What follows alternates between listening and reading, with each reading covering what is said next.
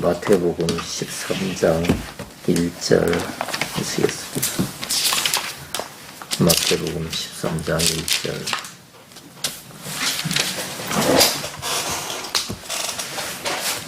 제가 읽겠습니다.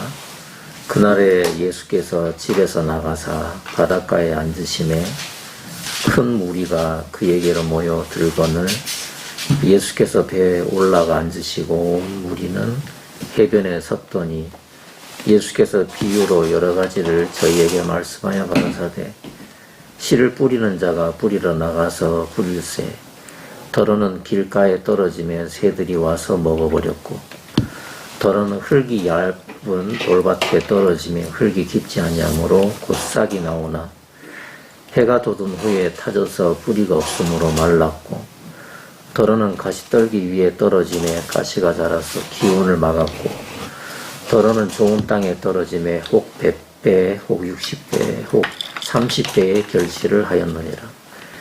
귀 있는 자는 들으라 하시니라. 제자들이 예수께 나와 가로되 어찌하여 저에게 비유로 말씀하시나이까.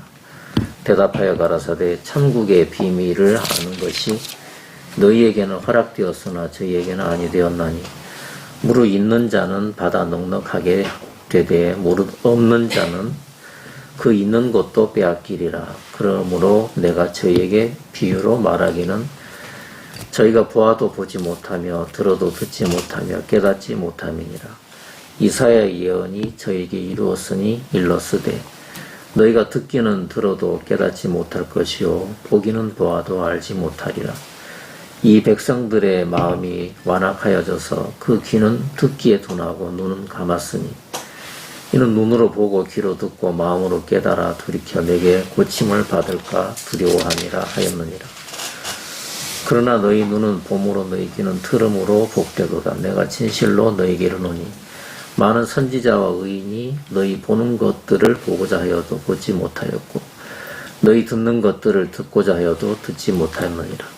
아무나 천국 말씀을 듣고 깨닫지 못할 때는 악한 자가 와서 그 마음에 뿌리운 것을 빼앗나니 이는 곧 길가에 뿌리운 자요 돌밭에 뿌리웠다는 것은 말씀을 듣고 즉시 기쁨으로 받되 그 속에 뿌리가 없어 잠시 견디다가 말씀을 인하여 환난이나 핍박이 일어나는 때에는 곧 넘어지는 자요 가시떨기에 뿌리웠다는 것은 말씀을 들으나 세상의 염려와 재리의 유혹에 말씀이 막혀 결실치 못하는 자요 좋은 땅에 뿌리웠다는 것은 말씀을 듣고 깨닫는 자니 결실하여 혹 100배, 혹 60배, 혹 30배가 되느니라 하시니라. 13절까지 읽었습니다.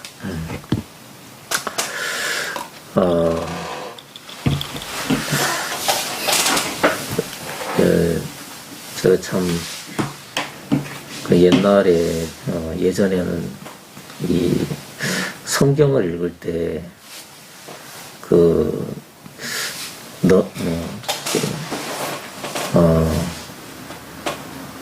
뭐라고 해야 됩니까? 이제 성경을 향해서 제가 이제 이 성령님으로 말미암아서 눈이 말씀을 대하는 부분에 눈이 안 뜨여졌을 때 모든 성경을 보면서 자연스럽게 생기는 게 뭐냐면은 해야 된다. 또 이거는 해서는 안 된다. 늘 그건 거예요. 그래서 이제 뭐냐면은 많은 시간 동안 제가 어디에 속한 자로 살았냐면은 행위에 속한 사람으로서 제가 이제 산 거죠. 행위에 속해 있다는 말은 뭐냐면 모든 것을 그걸 보고 뭐라고 합니까? 딱 두 가지밖에 없는 거예요.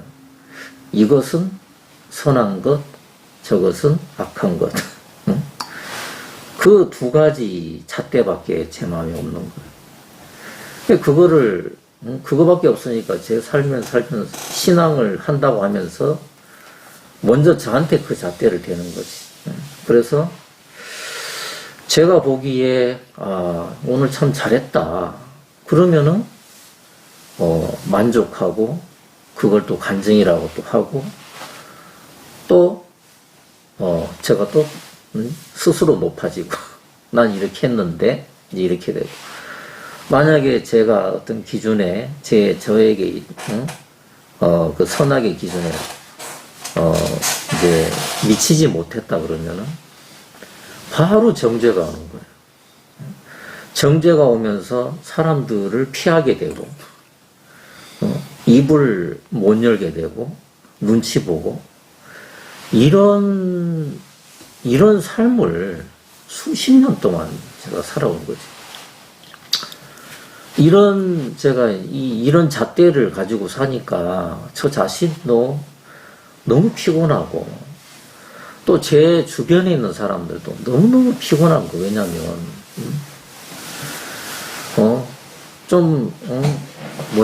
신앙을 좀 안 한다 싶으면은, 그거를 뭐 이렇게, 포용해 준다든지, 뭐 기다려 준다든지, 이런 마음이 전혀 없는 거죠. 그냥 찍어버리는 거예요. 말은 그렇게 안 하고 했는데, 마음에는 뭐냐면, 벌써 저 사람에 대해서 저는 X표를 쳐버리는 거지. 너 그래 봐라. 너 엄청 고생한다. 뭐 이런 식으로 가버리고, 또 누가 또 이렇게 좀 잘한다 싶으면은, 이제 뭐 그거를 저도 뭐 이제 은연중에 사람들에게 그분을 이제 세우는 거예요. 누구는 이렇게 잘하는데, 이걸 이제 은근히 풍기는 거지. 그래, 진짜, 우리가 이제 예전에, 우리 자식들을 어릴 때, 키울 때 정말 조심했어야 되는 것 중에 뭐냐면, 자식들을 이렇게 양육을 할 때 정말 조심해야 되는 것 중에 하나가, 비교해버리면 이건 완전히 아이들에게 독을 먹이는 거거든. 누구 집 아들은 그렇게 잘하는데 너는 너 이거밖에 못해? 이거는 완전히, 여러분 아시죠, 그죠? 그래서 이 비교하는 거, 이거 참 사람 죽이는 건데, 그 이제 막 제 삶에서 이 틀이 안 깨지는 거야. 늘 비교하는 거. 이 잘못됐다는 거 아는데, 근데 이거를 뭐 어떻게, 제가 선로를 바꿔야 되는데, 이게 안 바꿔지는 거지. 너무, 매여서 살고, 이래가지고 이것 때문에 정말 많은 사람들을 잃어버렸어요. 제가 선과 악의 그 기준에 있을 때, 참 많은 사람들을 잃어버리고 원수가 되고, 그 행위에 제가 속해 있으면서 지나왔던 모든 것은 하나님께서 꼭 그 욥이 하나님과 상관없이 얻었던 그 모든 자식들이나 재물들이 하나님이 바람같이 다 날려버리신 것처럼, 제가 지나왔던 모든 것들을 하나도 남김이 없이 다 날려버리시더라고요. 그래서 이제, 지금은 이제 참 하나님의 이제 은혜를 입어서 선로 변경을, 그 행위 아래 있는 거기에서 이제 선로 변경을 은혜 아래로 제가 들어오게 이제 됐다고 이제 참 간증을 이렇게 하고 싶은데, 제가 이제 그 예전에 선로 변경이, 제 신앙의 선로 변경이 안 됐을 때, 이 마태복음 13장을 볼 때 어떻게 보냐면, 여기 보면은 네 종류의 이제 땅의 모습이 나오잖아요. 길가밭, 또 이제 돌밭, 가시밭, 또 좋은 밭. 그냥 자연스럽게 마음에서 이제 그럴 것이다라고 제 속에 형성된 게 뭐냐면, 이건 네 종류의 신앙이다. 네 종류의 신앙이다. 길가박 같은 신앙이고, 누구는 돌박 같은 신앙이고, 누구는 가시박 같은 신앙이고, 누구는, 좋은 박 같은 신앙이고. 길가박, 마음이 너무, 저 사람은 너무 굳어있고, 너무 고집스럽다. 말씀이 한마디 안 들어가고, 전혀 관심이 없다. 저에게 예전에 제가 마태복음 13장을 이제 읽을 때마다 자연스럽게 만들어지는 게 뭐냐면, 4가지의 기준이 딱 생기는 거예요. 그래서 이제 제가 오늘도 우리 여기 몇 분 앉아 계시는데, 옛날 같으면은, 저분은, 길가박 같은,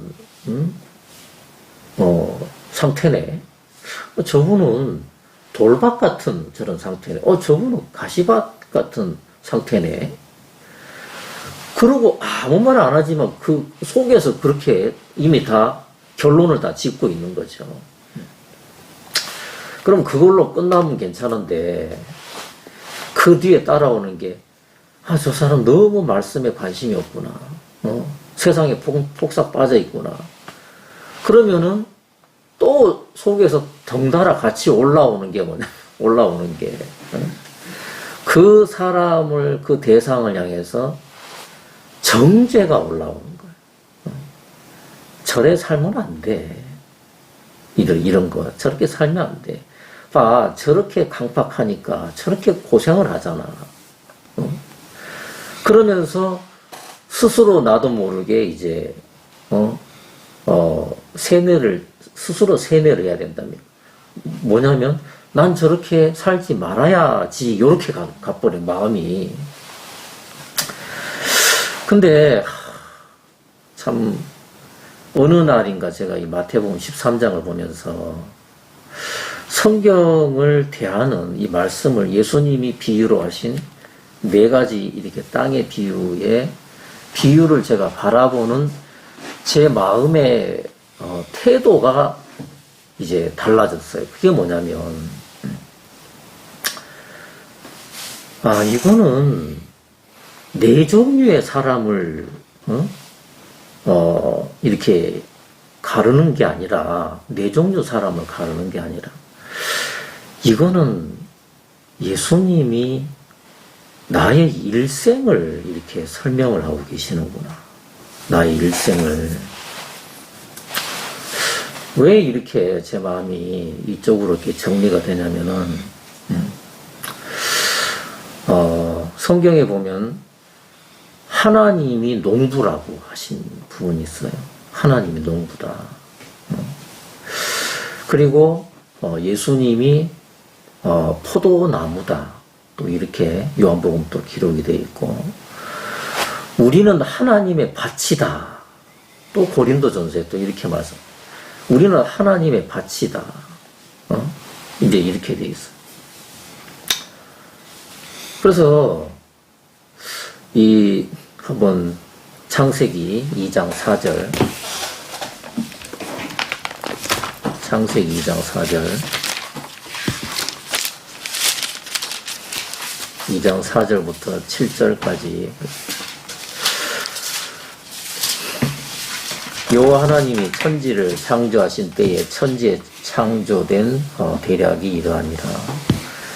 여호와 하나님이 땅에 비를 내리지 아니하셨고 경작할 사람도 없었으므로 들에는 초목이 아직 없었고 밭에는 채소가 나지 아니하였으며 안개만 땅에서 올라와 온 지면을 적셨더라. 여호와 하나님 흙으로 사람을 지으시고 생기를 그 코에 불어 넣으시니 사람이 생명이 된지라. 이렇게 됐잖아요. 그래서 저는 이 성경을 옛날에 볼 때 저의 이렇게 그 고질적인 문제 중에 하나가 뭐냐면 너무 복잡한 거예요, 나는. 복잡했어요. 하나 제대로 단순하게 넘어가는 그게 아니고 너무 복잡하고 이제 생각이 많고 이제 그런 사람인데, 근데 하나님께서 이제 수십 년 동안 저에게 이제 일을 해주시면서 바꿔주신 것 중에 또 하나가 뭐냐면 저로 하여금 말씀을 대하는 마음의 태도를 단순하게 말씀을 바라보도록 그렇게 해주시더라고요. 그래서 어떻게 바라봐지냐면, 여기 창세기 2장에 보면, 경작자가 안 나타났대요. 하나님이 하늘도 만드시고 땅도 만드셨는데, 땅에서는 안개만 올라오고, 초목도 아무것도 없고, 그러니까 이 땅은 뭐냐면, 그냥 버려진 땅이고, 생명이 없는 땅이죠. 생명이. 땅은 이제 생명이 없는 땅이고, 버려진 땅이라는 거죠. 왜 이 땅이 쓸모가 없는, 이 땅이 언제까지 쓸모가 없느냐면, 경작자가 나타나기 전까지 이 땅은 쓸모가 없는 땅이라는 거지. 그래서 간단하게, 그러면 이 땅을 이 버려진 땅, 이 쓸모없는 땅, 생명이 없는 땅에 생명을 불어 넣어 줄 수 있는, 이 버려진 땅, 죽은 땅에게, 생명이 불어 넣어진다는 말은 뭐냐면, 열매를 많이 맺게 열매가 많이 맺혔을 때에, 그 땅은 뭐냐면, 이제 생명의 땅이 된다는 거예요. 우리 모치님이 제주도에서 유채꽃을, 야, 정말 하나님의 창조가 너무 아름답구나, 뭐 그렇게 하셨다는데, 제가 그 외국에서 하나님이 몇 군데 이렇게 버려진 땅을 보여주시더라고. 한 번은 언제냐면, 제가 이제 그 대륙에 살 때, 북방에 살 때,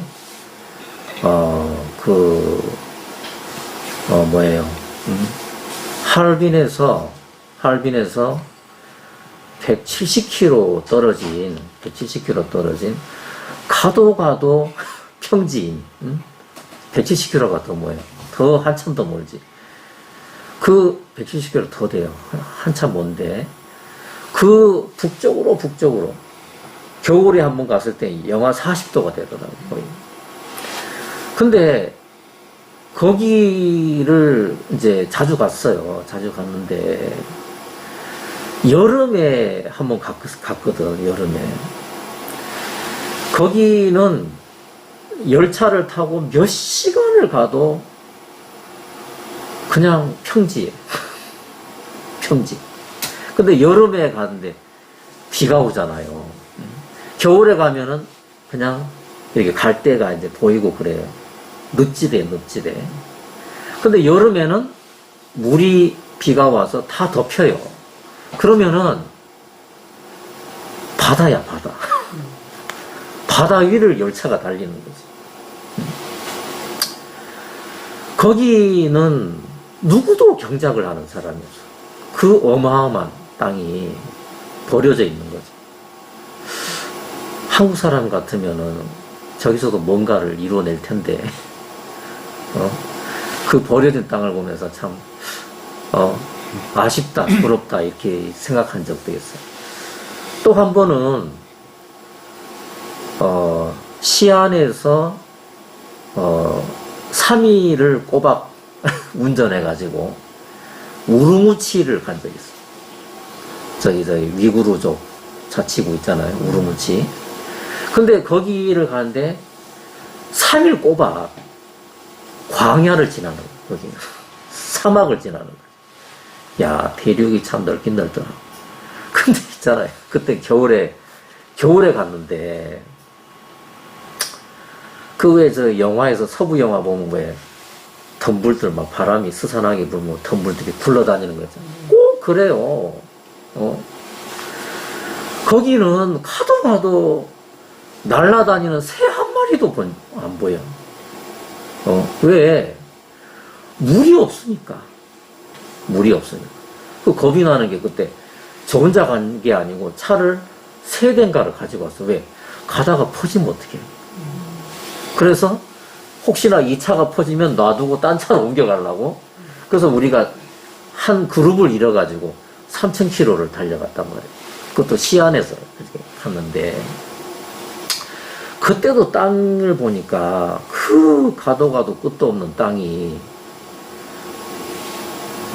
버려져 있더라. 예. 또 한 번은 북경에서 몽골을 갔어요. 그때는 비행기를 타고 왔어. 근데 2시간을 하늘을 날아가는데 땅 아래를 쳐다보니까 2시간 동안 사막이야. 그래서 이제 땅에 대한 인상이 뭐냐면, 아, 쓸모없는 땅이 저런 거구나. 이제 이런 이제 느낌이 왔고, 또한 뭐냐면 생명이 없다. 생명이 없다. 사람이 경작을 안 하는, 경작을 안 한 땅이 뭐냐면 버려진 땅인데, 사람의 손이 안 닿으니까 저 땅이 다 죽어버리는 상태가 되는구나. 그게 인상이 굉장히 깊었어요. 저는 이제, 이 말씀이 제가 마음에 안 믿어져가지고, 참, 이 말씀만 믿어보려고 정말 길을 쓴 적이 참 많았거든요. 그러면서, 제가 믿으려고 했을 때 이 말씀이 안 믿어졌는데, 반대로, 제가 제 이렇게 자존심이, 저라고 하는 인격체가 하나님이 시련을 통해서 저를 무너뜨려 주시면서 나라는 존재가 조금씩 깎여 내려가면서 말씀이 저절로 내 마음에 인정이 되도록, 말씀이 믿어지도록, 마음에 임하도록 하나님은 그렇게 해주시더라고요. 제가 믿으려고 할 때는 신기루처럼 더 안 믿어졌는데, 반대로 제가 무너뜨림을 당할 때마다 말씀이 제 마음에 이제 점점 이제 자리를 잡게 이렇게 하셨는데, 제가 말씀을 드리고 싶은 건 뭐냐면, 창세기 2장에 보면은 경작자는 하나님이 경작자이시구나, 그런 마음이 드는 거예요. 그 경작자는 능력이 계신데 어떤 능력이냐면 하늘도 창조를 하셨고 땅도 창조를 하셨다. 땅도 창조하셨다. 근데 7절에 뭐라고 하셨냐면 그 경작자이신 하나님이 흙으로 사람을 지으셨다. 그런단 말이에요. 흙으로 사람을 지으셨다. 이 흙이라고 하는 의미는 뭐냐면, 저한테 다가오는 흙이라는 의미 뭐냐면, 또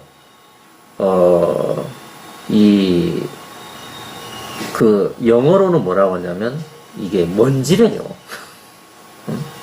흙을 더 구체적으로 얘기하는데, 그냥 먼지라는 거지, 먼지. 그러니까, 먼지가 무슨 능력이 있겠으며, 먼지 안에 무슨 생명이 있겠냐는 거예요. 그러니까 우리는 먼지가 합쳐져서 이렇게 지금 사람이라 불리고 있다는 거지. 그러니까 우리는 다시 말하면 이렇게 지금 돌아다니는 흙이다. 돌아다니는 흙이다. 이런 마음이 제 마음에 이렇게 드는 거예요. 그래서 하나님께서 저의 인생을 갈아엎으시면서 이제 저에게 인정을 하게 만드신 게 뭐냐면, 내가 흙이구나. 내가 흙이구나. 그게 제 마음에 이제 점점 저의 근본이 이제 제 마음에서 자리가 잡혀져 가는 거야. 내가 흙이다. 흙이다. 그리고 하나님이 경작자시다. 하나님이 경작자시다. 제가 외국에 살면서 몇 군데 그 버려진 척박한 땅들을 보면서 참 저게 인생이란 말이야? 하고 다시금 그 땅들을 주목하게 한 때가 있었는데, 제가 그 땅들을 보면서 한 가지 이렇게 느껴진 건 뭐냐면, 누군가가 저 땅을 딱 지목을 하고 선을 딱 긋고 구역을 딱 긋고 내가 이 땅을 써야 되겠다.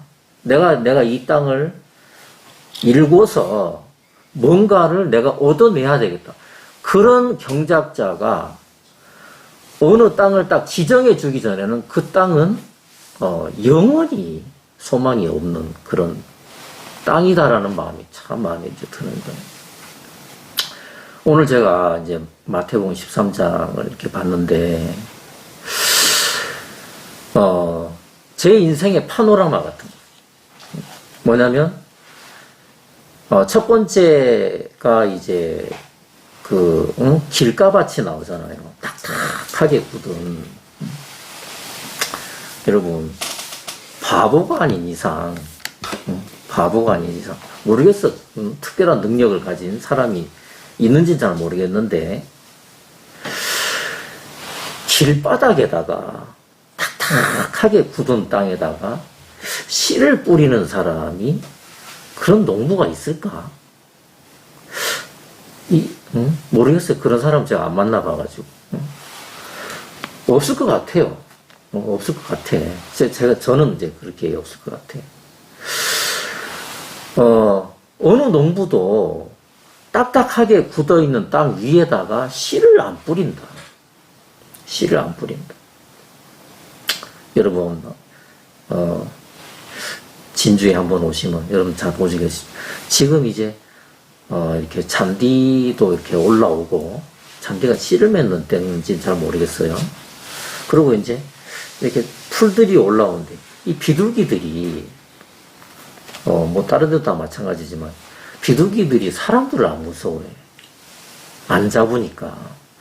이 옆을 지나가도 얘들은 그 씨앗 그거 이제 쫓아 먹는다고. 정신이 하나도 없어. 그래서 우리가 지난번 그 야외 활동했던 거기 비둘기들이 너무너무 평화롭게 다니는 거. 그 안에서 막 그 잔디밭 거기 초장에서 그 씨 막 그 이제 먹는다고.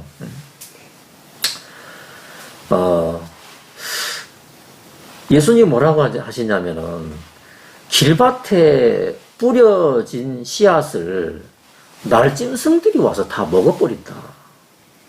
이런다는 거죠. 길가밭 같은 저에게 길갓밭 그러니까 길밭 같은 저의 삶의 여정이 있었어요. 삶의 여정. 뭐냐면 말씀에 대해서 전혀 관심도 없었던. 예. 제가 기억나기에 17살인가 저희 집에 아무도 안 보는 성경책이 불러 다녔거든. 한 번은 제가 그거를 주워다가 뭐가 들어있지 하고 열어본 적이 기억이 나요. 근데 세상에 재미없어 보이는 거. 왜?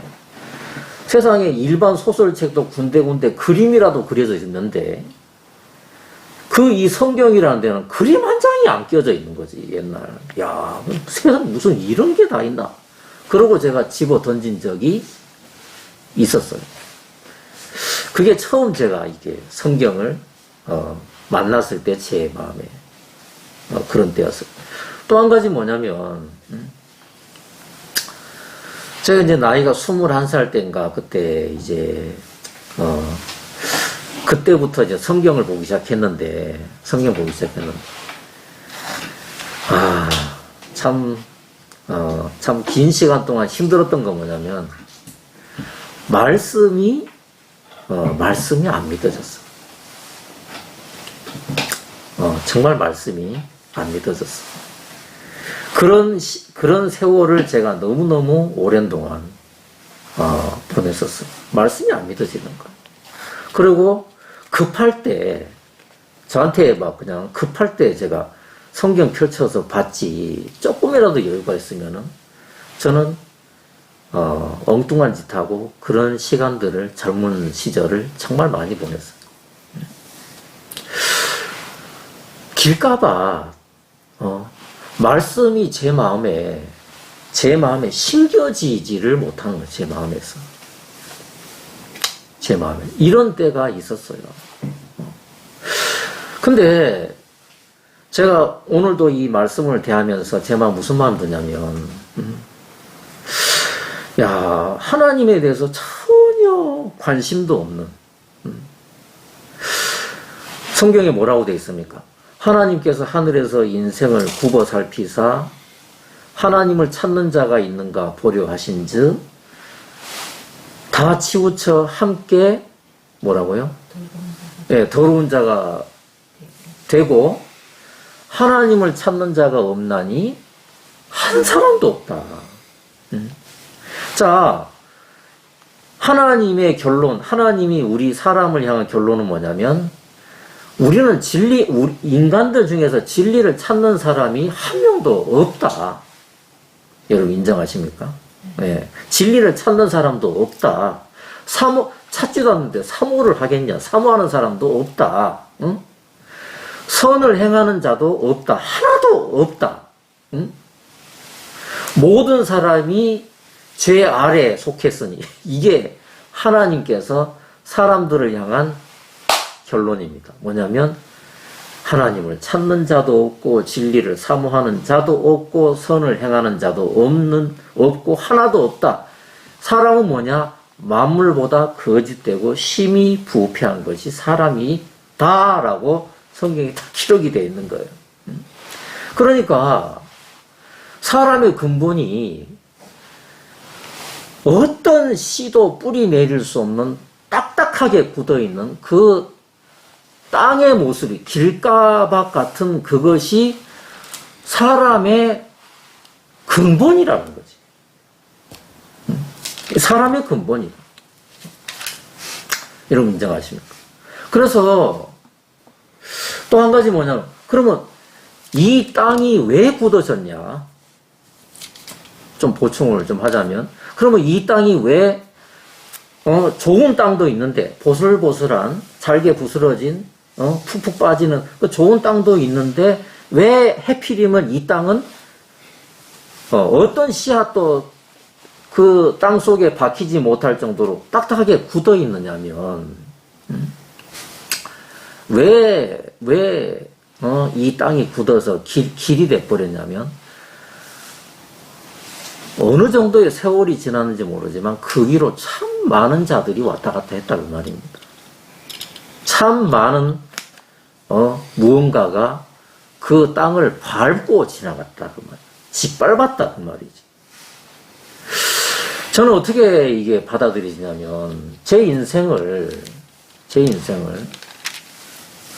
저는 뭐 하나님도 모르고 마귀도 모르고 아무것도 모르죠. 근데 제가 마귀를 모른다고 마귀가 있는 마귀가 사라지는 것도 아니고 저의 삶을 제가 하나님에게 이렇게 하나님이 저를 찾아오시기 전까지 저의 삶을 딱딱하게 아주 강팍하게 고집스럽게 네, 앞뒤 꽉 막히게 이렇게 저를 완전히 제 마음을 그냥 누구에도 마음을 못 열도록 딱딱하게 굳혀버린 그 주역이 있는데 그게 누구냐면 바로 악한 영이더라. 마귀가 수십 년을 저를 짓밟고 다니면서 저의 마음도 생각도 다 그냥 그 무엇도 받아들이지 못하도록 저를 딱딱하게 굳혀버렸더라 그 말이에요. 이런 척박한 아무짝에 쓸모없는 이런 땅에 어느 날 경작자가 나타나 주셨다는 거죠. 그게 저한테는 이제 그 경작자가 하나님이셨고 그 경작자가 예수님이셨어요. 저 인생 진짜 모치님에 비하면 정말, 참 어디, 나이라고 되기도 못한데, 금방 모치님이 또 아버님 또 말씀하시니까, 갑자기 저희 돌아가신 아버지가 생각이 나는 거. 연세가 비슷하겠더라고. 저희 아버지 사람이. 제가 늦둥이거든. 저희가 7자매, 7자매인데, 제가 6번째니까. 저희 아버지가 아들 낳으려고 딸들을 5이나 이렇게 낳으셨어요. 제가 이제 6번째 제가 아들로 태어났는데, 저희 집엔 아들이 둘이었어요. 근데 큰형은 이제 몇 년 전에 세상을 떠나고 없고, 제가 유일한, 이제 그런데, 저희 아버지가 살아계시면은 이제 연세가 비슷할 것 같아요. 근데 2004년도에 저희 아버지 돌아가셨어요. 그때가 85세였어. 2004년도. 전 참, 물론 하나님께서 제가 감당하지 못하는 그런 시험은 허락지 않으셨지만, 아무튼 죽지 못할 만큼의 그런 어려움들을 여러 번 저한테 주시더라고. 자, 저한테, 야, 난 죽었구나. 나 울기도 몇 번 울었어요. 도저히 이제 끝이다 하는 정도로 이제 그런 어려움들이 온 때가 있었는데, 경작자이신 그분은 어느 날 그냥 내버려 두면 그냥 영원히 쓸모없는 버려진 땅일 수밖에 없는 저라는 인생을 그분이 지목을 하셔서 무슨 일을 하셨냐면, 그 딱딱하게 그 어떤 삽자루도 꽃갱이도 들어가기 어려운 이 굳어있는, 수십 년간 굳어있는 제 인생을 파엎으시더라고. 파엎으시더라고. 하도 딱딱하면 뭘로 해야 됩니까? 포크레인 써야지. 예. 웬만한 건 그냥 꽃갱이로 하는데, 꽃갱이가 또 안 들어가는 땅이 있어요. 그럼 포크레인 불러다가 해야 되겠지. 포크레인도 안 되면 어떻게 해? 다이너마이트 터뜨리죠. 그래서 이제 저한테, 그래가지고 저를, 저는 정말, 제 인생 파노라마를 이렇게 돌이켜보면은, 한 번도 제가 내 인생이 이런 삶을 살아올 거라고는 꿈에도 생각을 못했어요. 정말 꿈에도 생각을 못했어요. 그렇게 뒤집어 엎으신 거예요. 뒤집어 엎으신 거.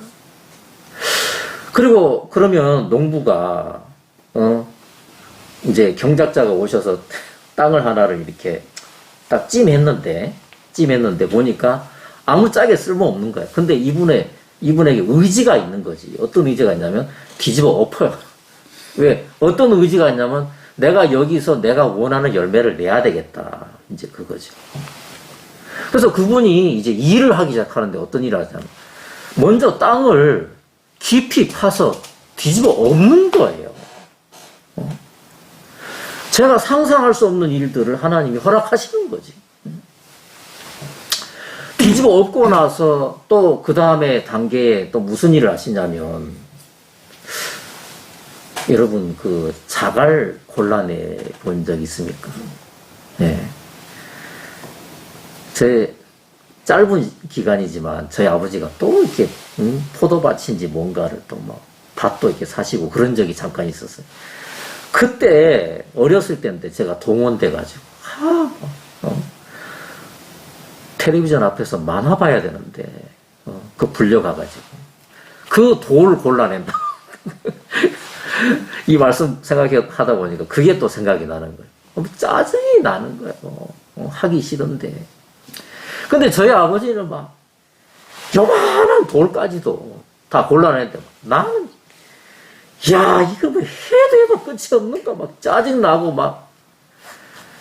지금 기억나는 게 저희 아버지나 저희 어머니나 그 떼약볕에 그 돌을 계속 돌밭인데 그 돌을 끊임없이 시도 때도 없이 돌을 막 큰 돌 작은 돌 막 골라내시더라고요. 예수님께서 이 경작자이신 그분께서 제 인생의 두 번째 작업을 거시는 게 뭐냐면, 쉽게 빠지지 않는, 쉽게 빼지지 않는 완전히 뭐예요, 완전히 뭐라 해야 됩니까? 고정관념이라는 그런 것들이잖아요. 고집, 아집, 이런 것들을, 여러분, 이거 일본 말인데 왜, 돌 이렇게 빼고, 빠루, 알죠? 빠루. 예. 꽃갱이로 안 되니까, 저희 아버지는 빠루 가지고 무겁잖아요. 지금도 갑자기 생각나요. 그걸 가지고 깊이 찍어서 그 돌을 떠내시던 기억이 나는. 제가 땅이 만약에 통증을 느꼈다면 그 빠루로 찍을 때, 아이고 나중에 좀 살살 좀 찌르시오 하고 싶은데, 그 경작자이신 그분이 제 인생에게 이 정말 쓸모없는 열매를 맺는데 아무짝에 쓸모없는 거치장스러운 이 돌들을 몇 년에 걸쳐서 걷어내는 일들을, 큰 돌, 작은 돌 걷어내는 일들을 그 경작자께서 해주시더라고요. 그러면 여러분, 무슨 땅인지 모르지만 땅의 상태가 딱딱한 데다가 돌들이 팍팍 박혀 있고 깊이, 또 그 위에 잡초들이 무성한데, 가시. 여러분, 중국에 가니까요, 일본 사람들 거기도 8년을 점령을 했거든. 참 심술이 고약하더라고. 뭐냐면 그 사람들 농사 못 짓게 하려고 땅이란 땅마다 가시나무를 심어 놓은 거예요. 여러분, 가시나무는 얼마나 번식력이 강한지 압니까? 가시나무는 뿌리가 있잖아요. 이거 베냈지요? 그 끝이 아니에요. 뽑잖아요? 그냥 뿌리 몇 마디 나오는 게 아니야. 그 밑으로 쫙 뻗어나가. 그래서 그 전체 땅을 다 망쳐버린 게 가시나무. 세상에 참 고약하더라. 아무 쓸모없는 가시나무 그렇게 많이 심어놨어. 지금도 그거 안 뽑고 그냥 가로수로 쓰고 있더라고. 몰라, 지금 뽑았는지 모르겠지만. 그것처럼 여러분, 제가 경험상 저희 아버지가 쓸모없는 땅을 하나 사신 게 있는데, 탁탁하고 돌은 어찌 그리 많은지, 그리고 또 돌을 빼내니까 또 남아있는 게 뭐냐면, 가시들이 위로 아래로, 위로 있는 건 그냥 베내면 돼요. 근데 문제 뭐냐면, 이 깊이 뻗쳐져 있는 그거 걷어내는 거. 뿌리. 네, 뿌리. 이 가시는 성경에 뭐라고 말씀하시냐면, 세상의 유혹이래. 그리고 염려래. 저의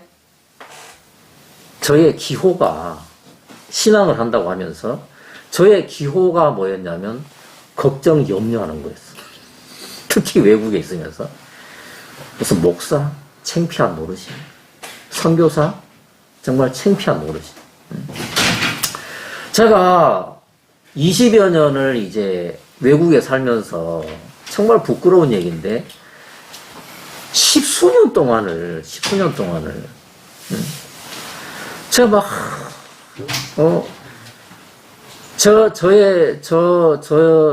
저에게 자유를 뺏어간 것들이 뭐냐면 삶의 염려였어. 삶의 염려. 아까 물리치료부 원장 이야기했는데, 그 교회를 내가 몇 번 가봤어요. 근데 우리하고 다르더라고. 그 목회자들이 뭐냐면, 목회자들이 자기들 살 길을 딱 이제 딱 정해 이제 이렇게 딱 만들어놔서 제도를 뭐냐면 월급을 주는 거예요. 월급을 정해놨더라. 저기 뭐 옛날 우리가 있던 그 성교회도 요즘 월급이 올랐대. 예. 몰라요. 근데 좀 올랐대. 뭐 30만 원에서 뭐 50만 원 받는 사람 뭐 60만 원으로 올랐다던가 좀 올랐대. 인상을 했대요. 100만 원으로 올랐다던가 아무튼 잘 모르겠는데 근데 거기는 사회인 같은 월급을 주는 거예요. 그 믿음으로 살 필요가 뭐가 있어. 응? 그리고 자녀 교육비 다 나와. 그리고 4대 보험 다 대줘. 예? 그리고 아파트 줘. 그게 목회자예요. 그게 목회자예요. 무슨 믿음이 되겠습니까, 그게. 근데 저는 외국에 살면서, 늘 어떻게 살지로 정말 덜덜덜덜덜덜 그 생활의 염려로 떨었어요. 그곳에 경찰에 잡힐까 떨고, 비자를 연장받을 때 되면은 또 떨고, 왜? 길이 없으니까. 그리고 3개월마다, 6개월마다 집세 내야 되는데, 그날 다가오면 또 덜덜덜덜덜 떨고, 학교에서, 무슨 등본 떼와라, 막 그러면 또 덜덜덜덜 떨고, 이거 진짜, 그래서 제가 이 당뇨가 더 심해져 버렸어. 믿음은 없지. 믿음은 없지. 하나님은 안 믿어지지. 여러분 상상이 되십니까? 그냥 늘 긴장하면서 잡힐까 덜덜덜 떨어. 또 가짜 형제들이 또 저를 또 신고할까 또 덜덜덜 떨어. 그냥 하시면 돼요. 네, 예. 이제 저에게 그 가시덤불 같은 그런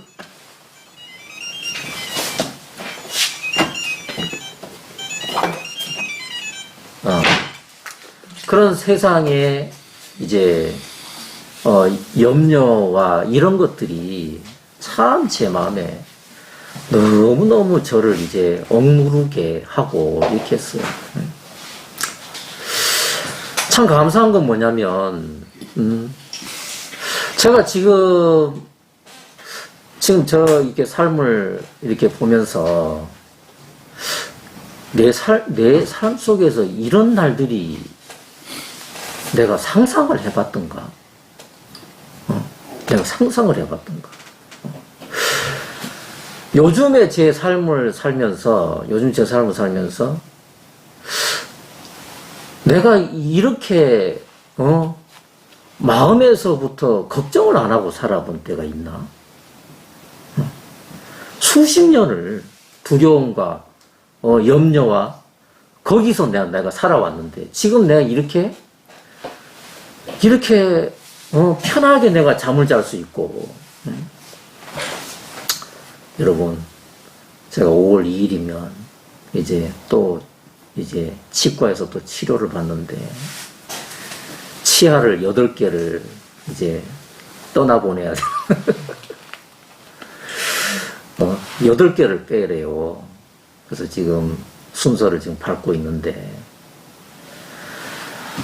그래서 이거를 좀 더 놔둬야 되는 게 아닌가. 사진을 찍어보면 그냥 간신히 붙어 있어요. 근데 이런 경우는 어제 오늘 생각이 되는데 뭐냐면 제가 외국에 있었으면 벌써 다 빠졌어요. 왜?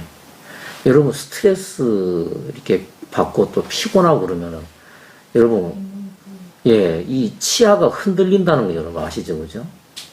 흔들려요. 피곤하고 스트레스 많고 붓고 막 출혈 생기고 막 이러거든요. 그러면 내가 만약에 옛날처럼 스트레스 속에서 살았으면 벌써 이건 다 빠졌다.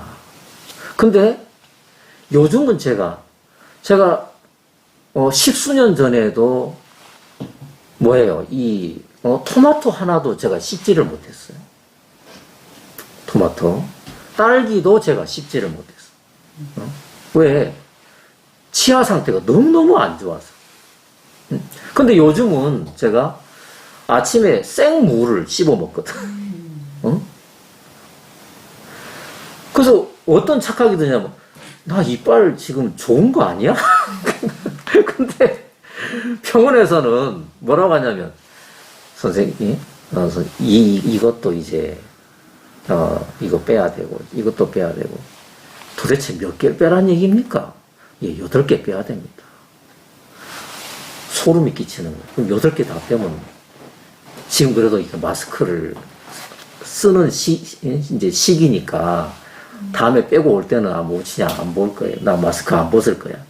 그때 목소리가 좀 달라질 수도 있겠죠. 왜냐면 쑥 비었으니까. 이빨 다 빠진 이제, 할아버지처럼 그 소리 낼지도 모르지만, 아무튼, 제가 너무너무 오랜 동안에 이 염려와 걱정과 두려움 속에서,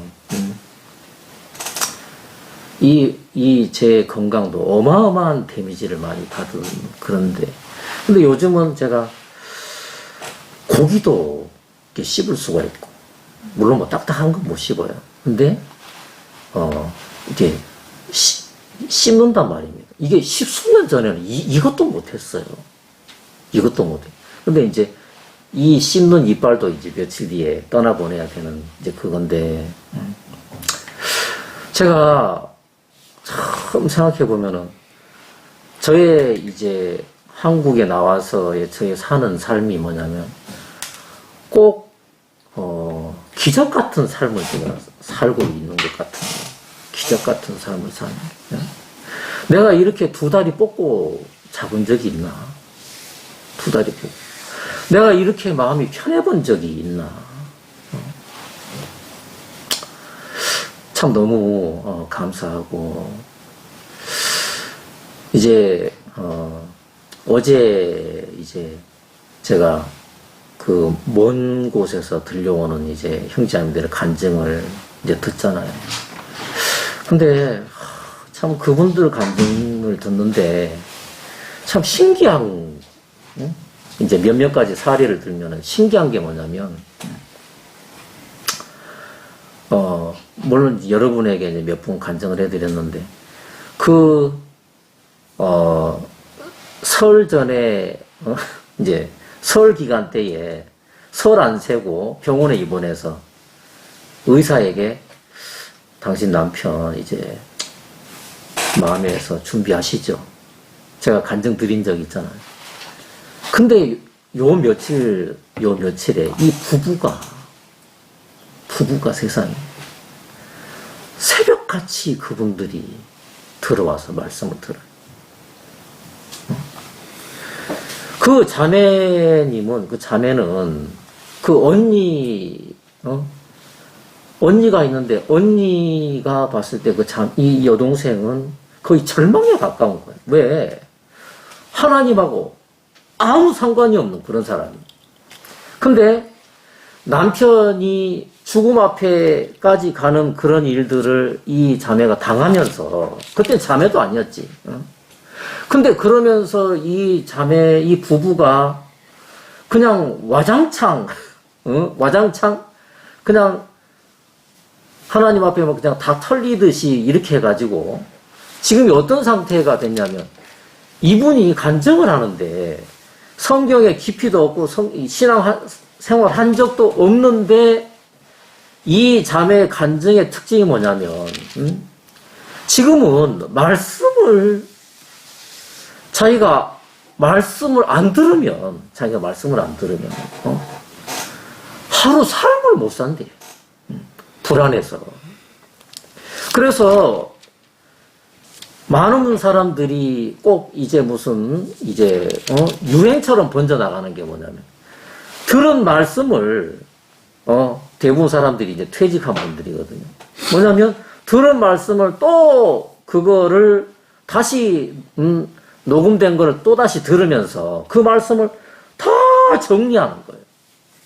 자기가. 그러면서 이분들이 말씀이 야, 진짜 야, 말씀이 들린다. 이런 표현을 쓰는 거예요. 이 1년도 안 된 이런 분들이 말씀이 들린다. 또 그 읍장 정도의 이제 공무원 생활하다가 또 암 말기로 그러다가 이제 암에서 벗어나 또 그 부부 있잖아요. 그 남편도 지금 같이 들어가요. 새벽에.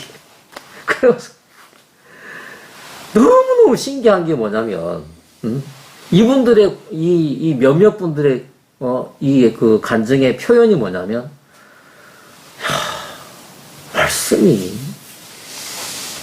말씀이 들린다. 말씀이 내 마음에 임한다. 이제는 말씀 없이 내가 못 살겠다. 이런 표현들을 하더라고요. 제가 너무너무 신기한 게 뭐냐면 이분들은 저를 만난 적이 없어요. 이분들은 저를 나도 몇몇 분들을 얼굴도 본 적이 없어요. 근데 제가 외국어로 하지만 어떤 부분은 말을 제가 이게 표현을 어눌하게 하는 그런 부분도 있는데 이분들이 제가 옛날 우리가 들었던 표현 쑥떡같이 얘기해도 찰떡같이 알아듣는다고. 제가 부담이 하나도 없는 게 뭐냐면 말씀을 전하면서 아무 부담이 없는 게 제가 뭐라고 얘기해도 말씀을 이제 말씀의 중심에서 흐트리지 않고 그분들이 그냥 전달해 주는 건데 그분들이 뭐라고 해도 정말 중간에 성령님이 역사를 하셔서 그분들 마음에 말씀이 마음에 들어가는 거예요. 말씀이 제 마음에 제 인생에서 당신은 신앙을 뭐라고 생각하십니까? 혹시 누가 이렇게 묻는다면 하나님이 당신 인생에서 이렇게 일해 주신 가장 큰 게 있다면 뭐라고 들 수 있습니까? 만약에 누군가가 저한테 이런 질문을 한다면 저는 그렇게 간증하고 싶어요. 왜냐하면 길가밭 같은 마귀에게 수십 년간 밟히고 굳어지고 쓸모없는 이 인생을 경작자이신 그분이 어느 한 땅 버려진 땅을 이렇게 지목을 하셔서 땅이 열매를 내려고 뭔가를 한 게 아니라 그 경작자가 당신의 계획을 가지고 깊이 땅을 파 뒤집어 엎고 돌을 캐내고 그 쓸모없는 그 작물의 성장을 진짜 그 치명적으로 방해하는 그 가시들을 다 뽑아 엎으시고 그걸로 멈추지 않고 그 파 엎어진 아직도 깨뜨려지지 않는 그 돌 아직 깨뜨려진 그 흙 덩어리를 그 뭡니까? 무슨 도구입니까? 그거를 다시 그 딱딱한 흙 덩어리들을 으깨서 보들보들하게 만드셔가지고 거기에 자기가 원하는 씨를 뿌리게 하시더라. 누군가가 저한테 하나님은 당신에게 무슨 관계가 있습니까? 하나님 당신에게 무슨 일을 하셨습니까? 라고 묻는다면 아무도 저는 21살 때 자살을 이렇게 생각한 적이 있어요. 자살을.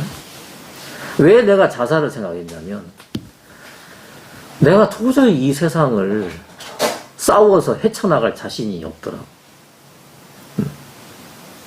그래서 자살을 내가 생각을 한 적이 있어요. 그때 자살했으면 여러분들 못 만났죠. 그러니까 내가 죽은들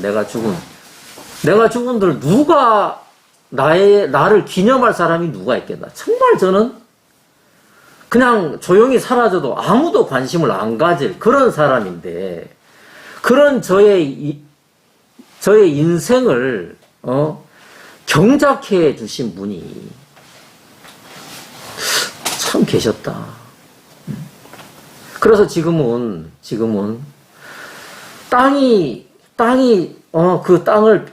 그 땅에게 생명이 있게 하기 위해서 땅이 스스로 한 것은 아무것도 없고, 이 죽은 땅이 생명을 갖게 된 그 모든 것이 경작자의 계획과 그분의 의지와 그분의 힘에 의해서 이 버려진 땅이 생명을 가득히 품는 그 땅으로 이렇게 된 것처럼, 누군가가 저에게 질문한다면 당신에게 신앙이 무엇입니까? 물어보는 분이 있다면 좀 그렇게 이렇게 간증을 하고 싶거든요. 길가박 같은 나를 하나님께서 경작자께서 저한테 오셔서 다 뒤집어 엎어가지고 삶을 다 뒤집어 엎어서 희말택이 하나도 없이 만드신 다음에 거기다가 말씀을 그냥 받아들이게 하시더라. 그래서 땅에게 조건이 있는 게 아니라 경작자에게 조건이 있고, 땅의 변화는 완전히 어디에 조건이 있냐면 생명을 품고 있는 그 씨앗에게 조건이 있더라. 그래서 왜 그러면 100배의 열매를 맺는 거는 그 뭐냐, 60배 열매를 맺는 건 뭐냐, 30배 열매를 맺는 거, 그것도 경작자의 소관이다. 경작자가 여기서 이거를 많이 맺게 하겠다, 저거를 많이 맺게 하겠다. 그러면 100배를 맺게 하겠다 그럼 100배고, 그러면 60배를 맺게 하겠다 그러면 60배고, 30배를 맺게 하겠다 그러면 30배고. 저는 신앙의 삶에서, 제 인생에서 이 관계가 정리가 되니까 하나님의 역할과 경작자의 역할과 내 본분이, 이것이 관계가 분명해지니까 제가 스트레스가 사라져 버렸어요. 스트레스가 사라지니까 물을 요즘 씹어도 괜찮아요. 물론 이제 며칠 되면 다 이제 보내야 될 것들이지만, 그래서 제 마음에 참 너무 감사하다. 너무 감사. 오늘 제가 이 말씀을 참 보면서 진짜 이 성경을 제가 참 이제 그냥 가까이 지금 그냥 성경을 대하는 게 제 삶의 그냥 가장 큰 부분인데, 왜 그러냐면 이 성경의 말씀이 전부 다 저한테 하는 이야기이기 때문에. 마태복음 12장도 저한테 하는 얘기고, 마태복음 13장도 저에 대한 이야기이기 때문에, 제가 제 이야기이기 때문에 제가 이 성경 보는 게 너무 자연스럽게 되고, 그래서 다른 분들을 만날 때도 지금은 달라진 게 뭐냐면 그 선악의 저울을 가지고 막 비교하고 막 찍어버리고 정죄하고 막 그것이 아니라 제 마음에 참 많은 여유가 생긴 것 같아요. 나 같은 사람도 경작자께서 경작을 하셨는데, 궁금한 게 뭐냐면, 그러면 저분에게는 긍휼이 영원하신 경작자이신데, 그럼 저 사람의 인생에게는 경작자께서 지금 어떤 과정에 들어가셨을까? 어떤 일들이 진행되고 있을까? 그게 궁금한 거예요. 그게 이한정제에게 오늘도 간증을 들은, 진짜 하나님이 저 형제, 성령님이 저 형제를 이끌고 있으시구나. 아, 참 놀랍다. 간증들은 그런 마음이 드는데, 궁금한 게 뭐냐면, 저 사람들을 막 째려보고, 당신이 이렇게 살면 안 돼. 이게 아니라, 그 경작자께서 저 인생에게 무슨 일을 해 오셨으며, 앞으로 또, 지금이 어떤 과정인가. 그것이 제 마음의 소원이 되는 거. 그래서 그 물리치료고 원장님 그분이 연락을 하면 제가 가요. 연락을 하면. 제가 일부러 안 가요. 늘 집 앞을 다니거든요. 근데 제가 안 가요. 그리고 또 한 가지는 뭐냐면, 그분이 대부분 저에게 밥을 사줘요. 이제 코로나 없을 때. 근데 요즘은 이제 코로나 때문에 안 그러는데, 그러면 제가 일부러 밥을 사주면 그냥 먹어요. 이제 먹어요. 그러면서 이제 또 이제 교제하고. 교제한 지는 오래됐지. 근데 이분도 정말 감사한 것이 뭐냐면, 경작자께서 이분을 이렇게, 그 인생을 정하셨더라. 그래서 당신이 경작고 가는 거예요. 저는, 진짜, 나하고 하나님하고의 관계, 나하고 예수님의 관계, 주변에 있는 사람들, 뭐 제 아내나 제 자식들이나, 어떤 때는 조급한 생각도 올라올 때가 있지만, 말씀 앞에 서다 보면, 내가 관여할 영역이 아니다. 다만 나는 에녹처럼 지금의 내 옆에 계시는 그 예수님과 그냥 예수님에게 이끌림을 받는, 그 성령님에게 이끌림을 받는 그것이 가장 그냥 이것이 내 위치고 이것이 내 본분이구나. 참 그런 마음이 들어지고, 저는 그냥 신앙을 할 뿐인데 너무 감사한 건 뭐냐면, 해외에서 계속해서 이제 한국 땅이 잘 모르겠어요. 근데 먼 곳에서 이렇게 또 열매를 맺었다. 또 꽃이 피었다. 또 열매를 맺었다. 이런 소식을 들을 때 제 마음에 너무 감사하고, 정말 오늘 마태복음 13장 보면 이것이 사실이구나. 말씀이 이게 진리구나 하는 그런 마음이 다시 한번 들었습니다. 감사해서 간증 겸 말씀을 드렸습니다. 마치겠습니다. 기도하겠습니다.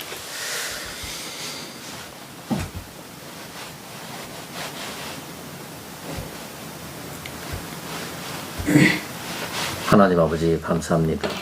오늘 또 우리에게 이런 귀한 예배를 드릴 수 있는 또 장소와 저희 한 사람 한 사람의 마음을 예배해 주셔서 너무너무 감사합니다.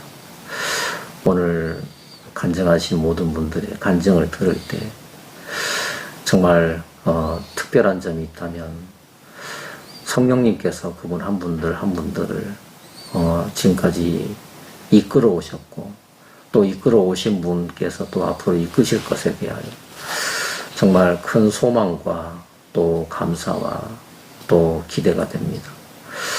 오늘 저희가 적은 숫자지만 주님이 저희의 이런 함께 모이는 걸 기뻐하시고 저희 예배를 주님이 기뻐 받으신 줄을 믿습니다. 또 우리가 또 다음 주에 만날 때 또 한 주간 각자의 위치에서 주께서 또 저희들을 또 사용하셔서 당신의 영광을 나타내실 것에 대하여 기대와 소망을 가집니다. 오늘 이 예배를 저희가 허락해 주셔서 감사합니다. 예수님 이름으로 기도하였습니다. 그럼 이빨 다 빼면 임플란트 그거 하는 겁니까?